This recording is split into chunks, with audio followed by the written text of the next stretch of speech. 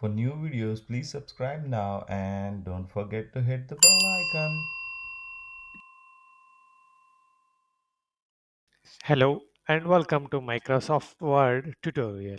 In this video, I will show you how to apply themes.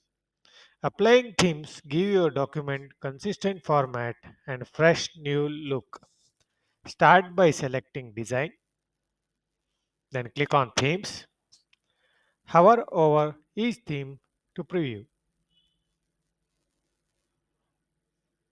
Select the theme you want and apply it.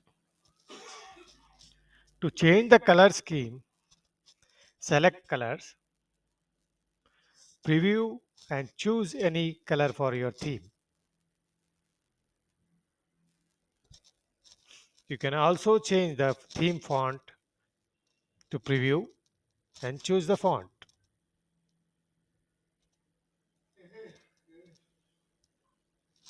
Thank you for watching my video.